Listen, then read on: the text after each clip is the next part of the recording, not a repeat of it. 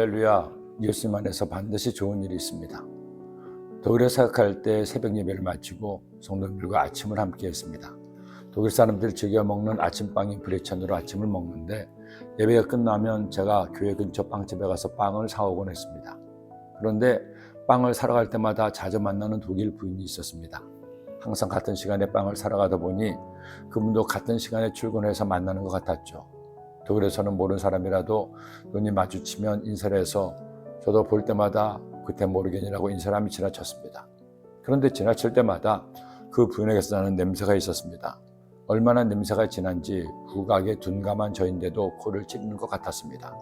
남들보다 유난히 향수를 많이 쓰는 것 같았죠. 그런데 유럽에 살다 보니 그 부인만 그런 것은 아니었습니다. 그 사람들은 우리나라 사람들보다 향수를 많이 사용하는 것 같았습니다. 사람에게는 다른 사물을 감지하는 오감이 있는데 그 중에서도 가장 오래 남는 감각이 후각이라고 합니다. 만일 사람이 냄새를 맡지 못한다고 하면 생활에 많은 불편이 따르기도 할 것이죠.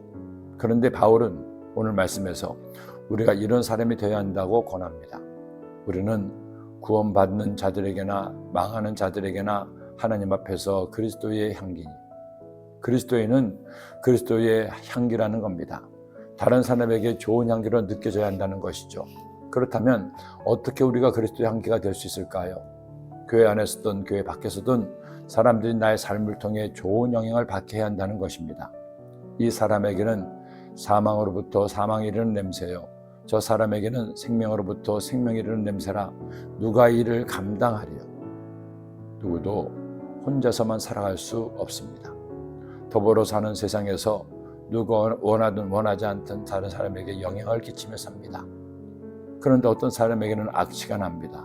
말도 더럽고 하는 행동도 엉망이죠. 거짓말을 밥 먹듯이 하고 남이 어떻게 되든 말든 자기 욕심만 채우려고 하는 사람은 사망에 이르게 하는 냄새를 풍기는 겁니다. 하지만 예수님께서 그렇게 하신 것처럼 하는 말이 온유하고 겸손합니다. 내 욕심만 부리는 것이 아니라 다른 사람을 돕기 위해 자신의 손에도 아랑곳하지 않습니다. 말하고 행동하는 걸 보면 어쩌면 그렇게 예수님을 닮았는지 그는 그리스도의 향기가 되고 있는 겁니다. 여러분에게는 어떤 냄새가 나나요? 사람들이 여러분에게 좋은 향기가 나서 더 가까이 오려고 합니까? 아니면 나에게 악취가 나서 나를 멀리하려 합니까? 아무리 내가 나를 잘 포장하고 숨기려 해도 결국 그에게서 나는 냄새를 바꿀 수는 없습니다.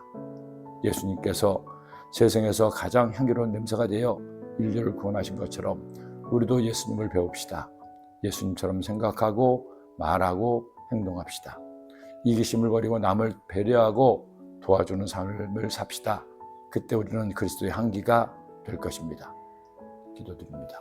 사랑의 주님, 오늘도 주의 말씀 주셨으니 이 말씀 마음에 꼭 새겨서 예수 그리스도의 향기가 되어 많은 사람들에게 아름다운 영적인 향기를 날리는 주의 자녀가 되게 하여 주옵소서. 예수님의 이름으로 기도드립니다.